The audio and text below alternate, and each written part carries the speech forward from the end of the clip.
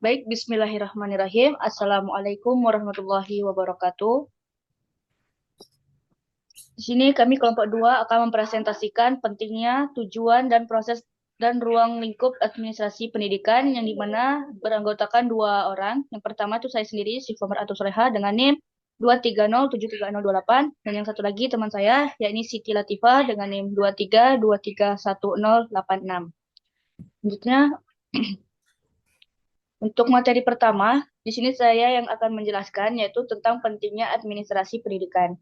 Nah, untuk yang pertama di sini ada mengelola sumber daya pendidikan.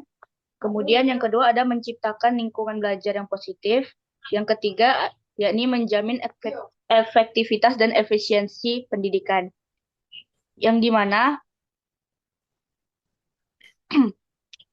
yang untuk nomor satu yaitu mengelola sumber daya pendidikan, di mana administrasi pendidikan itu berperan penting dalam pengelolaan sumber daya, termasuk tenaga pengajar, fasilitas, dan kurikulum. Untuk yang nomor dua, yaitu menciptakan lingkungan belajar yang positif, di mana artinya lingkungan yang kondusif sangat mendukung proses pembelajaran.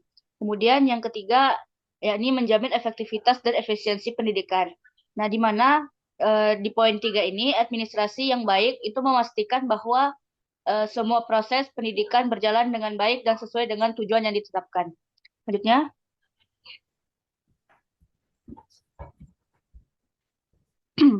selanjutnya yaitu adalah tujuan dari administrasi. Nah, di sini untuk tujuannya yaitu ada tiga, yang dimana yang pertama itu mendukung tujuan pendidikan nasional. Yang dimana maksudnya di sini itu adalah administrasi pendidikan itu harus sejalan dengan visi dan misi dari pendidikan nasional. Kemudian yang kedua adalah memastikan semua kegiatan operasional berjalan dengan efektif, di mana maksudnya yaitu untuk menyusun rencana kerja yang jelas dan terstruktur. Kemudian yang ketiga ada menyusun dan menanamkan tujuan pendidikan, di mana maksudnya adalah untuk menetapkan tujuan yang realistis dan dapat dicapai. Selanjutnya,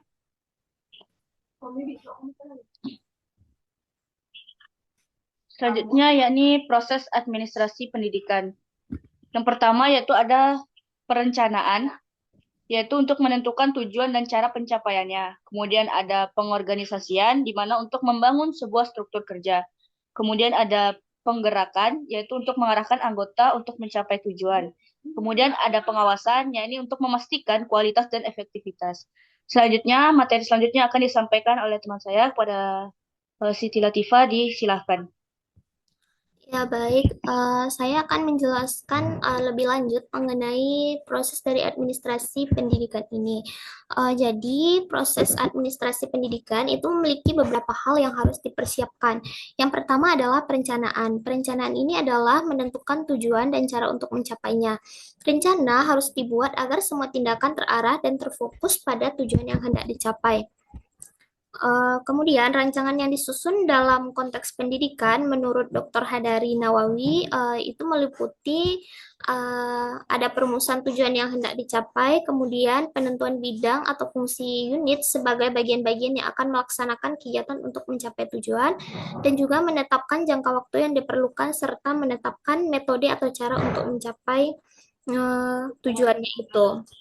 Uh, Selanjutnya ada pengorganisasian, yang mana pengorganisasian ini adalah aktivitas penyusunan, pembentukan hubungan kerja antara orang-orang atau organ-organ sehingga terwujud suatu kesatuan usaha dalam mencapai tujuan yang telah ditetapkan, atau penyusunan bagian-bagian yang terpisah sehingga terjadi suatu kesatuan dan tindakan untuk mencapai tujuan tersebut. Dalam langkah pengorganisasian ini ada dua hal pokok yang menjadi perhatian. Yang pertama, penciptaan mekanisme atau tata kerja seirama dengan pola struktur organisasi yang dibuat sampai ditetapkan. Yang kedua, penentuan dan pendistribusian kerja, yaitu penyebaran dan pembagian tugas atau pekerjaan sekaligus pelaksanaan beserta kewenangan dan tanggung jawab yang harus dilakukan oleh masing-masing anggota atau staf pengurus organisasi. Selanjutnya ada penggerakan.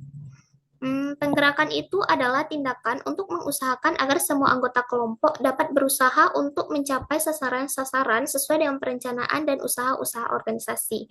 Dalam pelaksanaannya terdapat prinsip-prinsip pergerakan. Yang pertama yaitu prinsip yang mengarah pada tujuan. Tujuan pokok dari pengarahan nampak pada prinsip yang menyatakan bahwa makin efektifnya proses pengarahan akan semakin besar sumbangan bawahan terhadap usaha mencapai tujuan. Yang kedua, prinsip keharmonisan dengan tujuan. Semua ini dipengaruhi oleh motivasi masing-masing individu. Motivasi yang baik akan mendorong orang-orang untuk memenuhi kebutuhannya dengan cara yang wajar. Kemudian ada prinsip kesatuan komando. Prinsip kesatuan komando ini sangat penting untuk menyatukan arah tujuan dan tanggung jawab para bawahan. Jika para bawahan hanya memiliki satu jalur di dalam melaporkan segala kegiatannya. Kemudian selanjutnya ada pengawasan. Pengawasan manajemen sekolah adalah usaha sistematis menetapkan standar kinerja atau performance standar dengan perencanaan sasarannya. Dengan sendirinya, pengawasan tersebut akan membangun sistem informasi umpan balik. Dalam pengawasan ada beberapa kriteria sebagai prinsip yang harus diperhatikan, yaitu pengawasan harus bersifat komprehensif atau menyeluruh. Kemudian, pengawasan dilakukan oleh semua orang yang terlibat dalam program, bukan saja dilakukan oleh pimpinan atau petugas-petugas yang ditunjuk, tetapi semua petugas pelaksanaan program mempunyai tanggung jawab melakukan pengawasan. Kemudian pengawasan harus bersifat diagnostik. Pengawasan tidak bertujuan mencari kesalahan-kesalahan para anggota atau personil, tetapi untuk menemukan kelemahan-kelemahan atau penyimpangan program yang dapat menghambat tercapainya tujuan. Selanjutnya, materi mengenai ruang lingkup administrasi pendidikan. Bidang-bidang yang mencangkup dalam administrasi pendidikan adalah sangat banyak dan luas, tetapi yang sangat penting dan perlu diketahui oleh para kepala sekolah dan guru-guru pada umumnya ada sebagai berikut. Yang pertama, bidang tata usaha sekolah yang meliputi organisasi dan struktur pegawai tata usaha, anggaran belanja keuangan sekolah, atau rencana anggaran pendapatan dan belanja sekolah adalah dokumen penting yang merinci alokasi dana untuk berbagai kegiatan dan kebutuhan sekolah selama 1 tahun ajaran. Kemudian masalah kepegawaian dan personalia sekolah. Pengelolaan kepegawaian mencakup proses rekrutmen, penempatan, pemindahan, dan pengangkatan pegawai. Hal ini juga termasuk pengelolaan data personalia seperti laporan kehadiran dan kinerja pegawai. Kemudian ada keuangan dan pembukuan. Pengelolaan keuangan dan pembukuan adalah aspek vital dari tata usaha sekolah. Ini termasuk pencatatan semua transaksi keuangan, pengelolaan kas, serta penyusunan laporan keuangan untuk memastikan transparansi dan akuntabilitas dalam penggunaan dana sekolah. Selanjutnya ada korespondensi atau surat menyurat. Korespondensi ini merupakan bagian penting dari komunikasi di dalam sekolah. Hal ini mencakup surat menyurat resmi antara pihak sekolah dengan orang tua, lembaga pemerintah, serta pihak lain yang berkepentingan. Selanjutnya, masalah pengangkatan, pemindahan, penempatan, laporan, pengisian buku induk, rapor, dan sebagainya. Selanjutnya ada personalia murid yang meliputi organisasi murid, kemudian ada masalah kesehatan murid, kemudian juga ada masalah kesejahteraan murid yang mencakup berbagai faktor seperti kualitas hidup siswa di sekolah, kemudian ada evaluasi kemajuan murid, dan juga bimbingan dan penyuluhan bagi murid.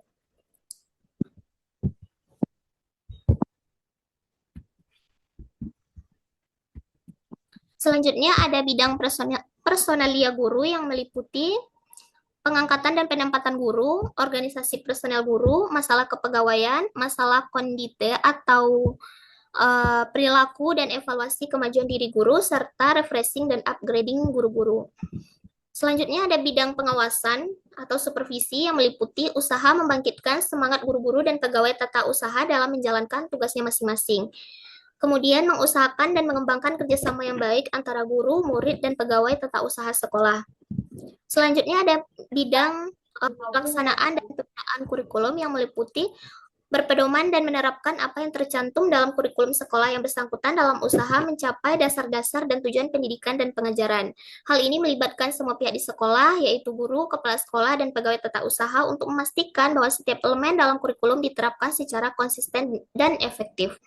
Selanjutnya, melaksanakan organisasi kurikulum serta metode-metodenya disesuaikan dengan pembaruan pendidikan dan lingkup masyarakat.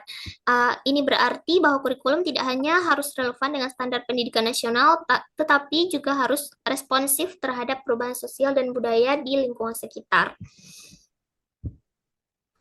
Demikian materi yang bisa saya sampaikan. Saya kembalikan kepada moderator. Baik, terima kasih kepada Siti Latifah. Mungkin cukup sekian video presentasi dari kami kelompok 2. Kurang dan lebihnya Kami mohon maaf jika ada kekurangan. Kami akhiri. Wabillahi taufiq wal hidayah. Assalamualaikum warahmatullahi wabarakatuh. Waalaikumsalam warahmatullahi wabarakatuh.